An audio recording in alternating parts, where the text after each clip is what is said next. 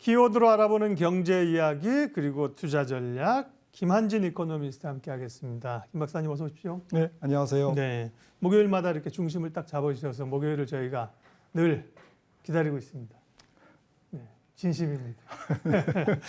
예, 당황해하십니다. 키워드 보겠습니다. 첫 번째는요, 미국의 FOMC 의사록이 이제 공개가 됐습니다. 12월 FOMC 의사록인데요. 그 내용을 좀 분석해 보도록 하겠습니다. 시장은 금리 인상 속도 조절을 다시 한번 확인했다. 그래서 미국 주가도 올랐고 긍정적으로 해석을 했는데 여전히 매파적이라는 분석도 함께 있는 모양이죠.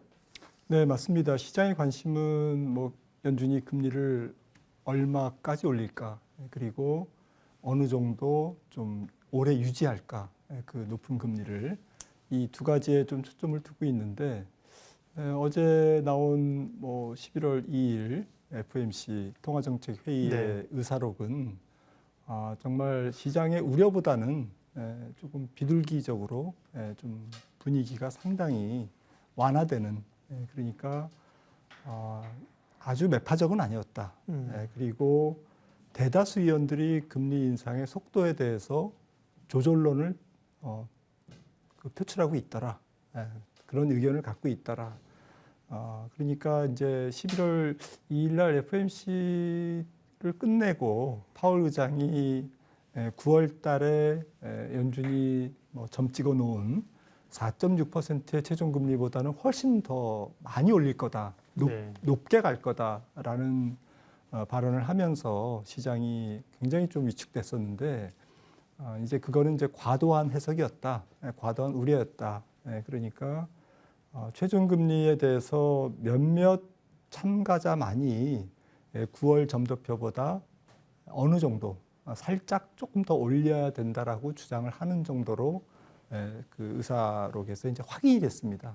그러니까 다수가 4.6% 9월 FOMC 점도표에서 제시했던 최종 금리를 4.6%를 훌쩍 넘어서 제임스 블러드 총재 같은 경우에 얼마 전 7%까지도 올릴 수 있다라면서 시장이 술렁댔는데요. 그런 거는 아니다. 다수의 의원들은 그렇게 생각하지 않는다라고 이제 조금 정리가 되면서 결국 뭐 내년도 최종 금리가 2월이나 3월에 5.0 정도로 이제 거의 시장에서 내다보는 것 정도로 재확인되는 그런 의미가 있는 의사록이었다고 보겠습니다. 그렇다고 보면 이제 제롬 파월만 이제 강한 스탠스를 유지하고 있는 거고요. 네. 다른 의원들 사이에서는 의견이 조금 엇갈리는데 이렇게 많이 더 올리면 경기에 위축을 가져올 수 있다. 결국 속도 조절론을 얘기를 하는 거고요. 맞습니다. 제롬 파월은 사실은 몇 번의 경험도 있지만 확확 말을 바꾸기 사실 어렵죠. 그 의장의 그 무게가 있으니까 기조를 밀고 가는 거고요. 그러면 향후 경로에 대해서는 말씀을 대충 해 주셨습니다. 그러면 뭐 적어도 한 5.0%까지의 경로로 본다고 하면 이번에 12월은 50, 내년에 25, 25 이 정도 보시는 거죠? 네, 맞습니다. 지금 12월에 일단 50bp가 뭐 거의 확실시 됐고요. 그러면 이제 4.50%의 기준금리가 되고요. 내년 뭐 일단 2월인가요? 네, 2월에 있고 또 3월 중순, 중하순에 있는데 3월까지는 베이비 스텝을 밟지 않을까. 그러면 이제 5.0%에서 일단 동결에 들어가지 않을까. 또 어제 의사록에서 조금 사람들이 주의 깊게 또 관심을 가진 것은 언제까지 조금 그 뭐 5.0%든 4.75든 이 기준금리를 얼마 동안 오래 유지할 거냐, 이제 이 부분에 대해서 관심을 가졌는데 월가에서는 그런 그 높은 금리가 상당기가 오래 지속될 수 있다 이런 얘기들도 꽤 요즘 나옵니다. 네. 그래서 뭐 명확한 어제 의사록에 무슨 힌트를 얻을 만한 그러한 문구를 발견하지는 못했습니다만 전체적인 기조상 뭐 상당 기간 유지해야 되는 것은 맞다. 아마도 연준이 적어도 한 6개월 정도는 물가가 떨어지는 속도, 폭 이런 것들을 관찰하면서 내년 뭐 하반기에나 이제 금리 인하에 대한 시점을 조금 이렇게 만지작거리는 판단하는 이제 그러한 시기가 되지 않을까라고 생각을 합니다. 11월 미국의 FOMC 의사록 공개된 내용을 살펴봤고요. 두 번째 키워드를 통해서 시장 흐름 읽어보겠습니다. 다음은요.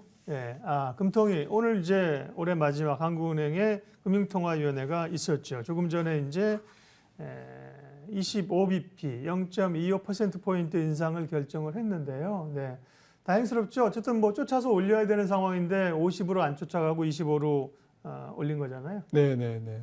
네, 뭐 예상대로 뭐 25bp 인상이 결정됐고요. 네. 배경은 뭐 의장 총재님의 코멘트가 있었지만 죄송합니다. 어쨌든 경기 둔화폭이 굉장히 좀 커졌다라는 네. 것이 이제 가장 큰 이유였고요. 두 번째는 외환 리스크가 조금 진정됐다라는 것이 이제 두 번째 이유였고요. 세 번째는 이제 지금 최근에는 이제 단기 금융 시장이 안정은 됐습니다만은 여전히 단기 금융 시장에 약간 경색 요인 이런 것들이 잠복해 있기 때문에 이러한 세 가지 요인 때문에 50bp보다는 25bp를 선택했던 거고, 제가 볼 때는 특히 외환 시장의 안정이 굉장히 좀 주요했던 것 같습니다. 예. 50bp 인상이 만약에 외환 시장이 계속 좀 불안했다면 죄송합니다. 문제가 됐을 텐데 이런 부분들에 대해서 뭐 원달러가 최근에 1,440원대에서 거의 한 7, 8% 정도 이렇게 예. 낮아지지 않았습니까? 이제 이런 부분들이 금리 인상의 좀 폭을 제한적으로 25bp를 결정짓는 가장 중요한 이유였지 않았나 이렇게 생각을 합니다. 네. 이제 사실은 한국은행의 통화정책 방향은 안타깝긴 하지만, 네, 우리의 금리나 통화정책을 사실 우리가 주도적으로 국내 상황만 보면서 결정할 수 없다는 게 뭐 또 현실이죠. 이제 미국이 금리를 올리게 되면 금리의 격차가 발생하고 그 격차 때문에 또 올릴 수밖에 없는 그런 흐름들이고요. 이번에 다행스럽게 이제 원래는 사실 12월에 미국에서 50bp를 올릴 것이 유력하기 때문에 우리도 50bp를 올릴 가능성이 높았는데 주변 환경이 조금 개선되면서 25bp만을 이제 올린 그런 흐름들이고요. 네. 내년에 이제 또 금통위가 이제 얘기가 되면서 이제 통화 정책은 어느 정도 예상이 됐던 거고요. 이제 성장률이나 이런 쪽에서 또 이제 전망들이 성장률이 좀 낮아지고 있다는 게 이제 좀 부담스러운 얘기인데요. 한 2%에서 이제 1.7%로 내년 전망률을 지금 낮춘 흐름들이어서 조금 이제 부담이 됩니다. 네. 김 박사님 물 한 잔 갖다 드릴게요. 목이 메어서 이럴 때 계속 말씀시키면 또 왜 목매이는데 말씀시키냐고 우리 또 시청자들께서 걱정하시니까요. 그러니까요. 우리가 뭐 3% 성장 어려웠더라도 2% 성장도 좀 어려운 1%대로 지금 성장률이 떨어지면 내년의 경기는 국내도 힘드네요.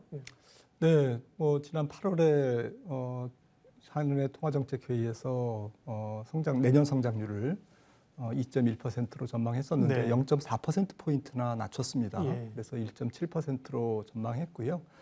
다만 2024년에는 2.5%로 다시 2.3%로 다시 성장이 조금 회복될 거다 이렇게 네. 전망을 했습니다만은 아무튼 뭐 후년은 뭐 너무 먼 얘기고요. 내년 당장 1%대 전망을 어쨌든 한은이 인정했다라는 점, 이 부분이 좀 중요한 것 같고요.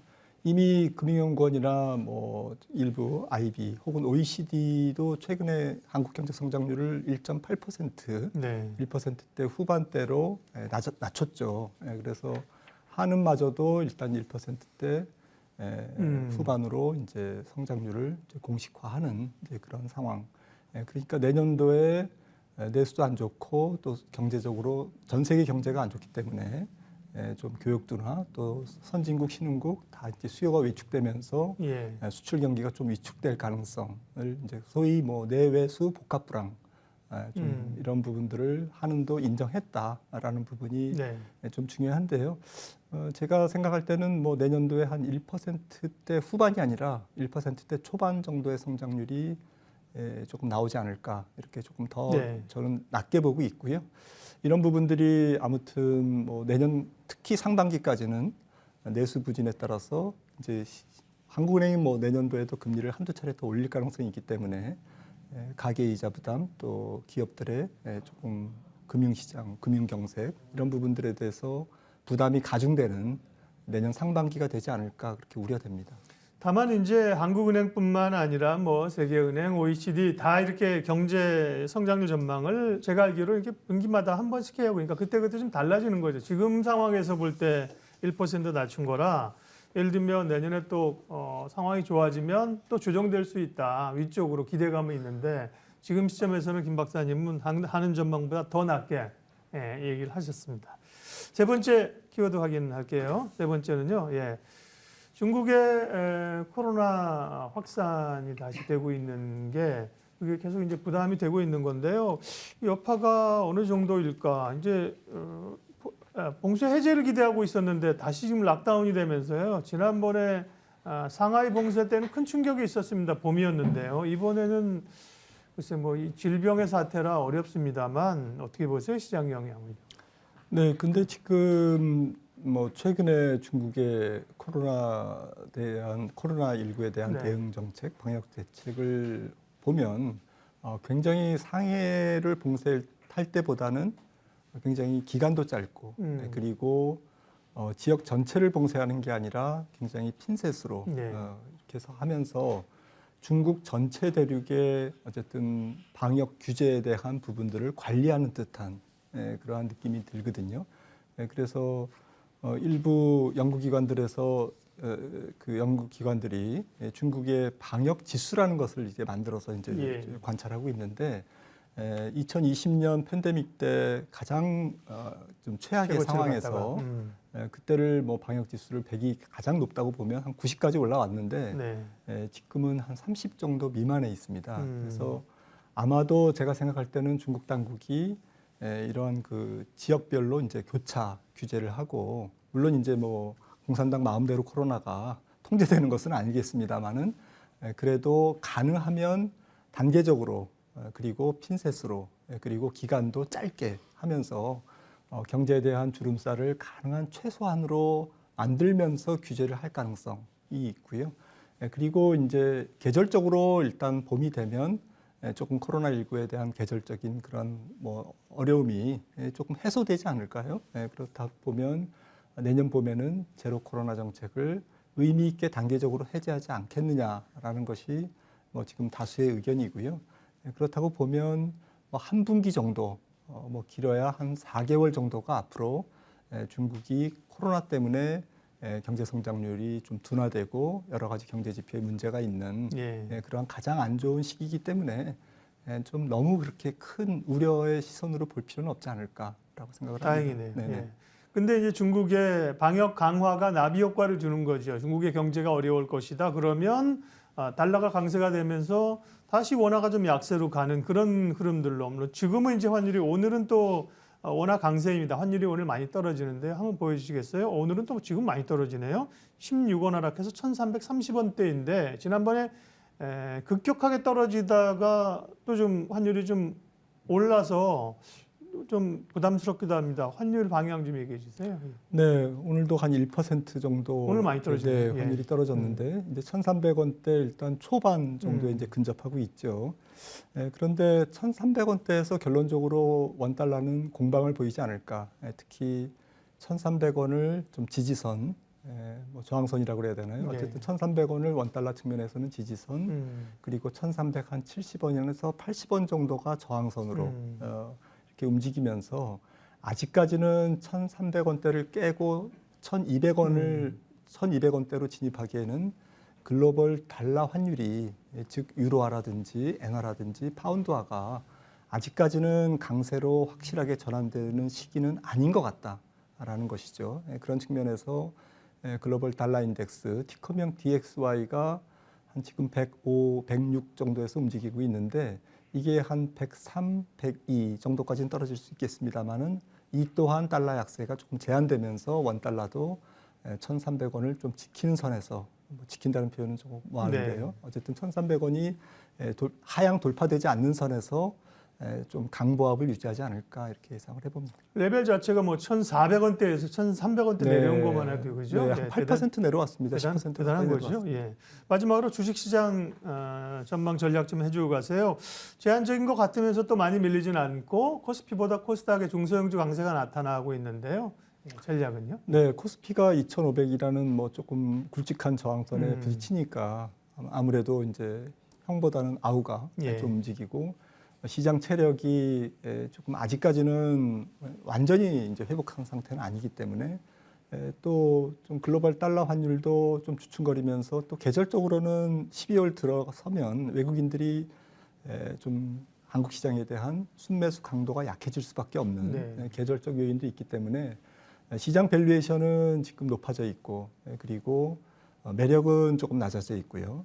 그리고 시장 체력은 조금 제한되고 또 그동안 최근에 시장의 어떤 캐스팅 보트 역할을 하면서 시장을 끌어올렸던 외국인들이 조금 주춤해지면서 조금 중소형주 중심으로 랠리가 이어질 것 같은데요. 문제는 금투세죠. 세금 문제가 어떻게 해결되느냐 이게 지금 표류되고 있는데 이게 정리되면 조금 더 코스닥 시장, 중소형주 시장에 힘이 실릴 것 같습니다. 키워드로 알아보는 경제 이야기 김한진 박사님 오늘 함께했습니다. 고맙습니다.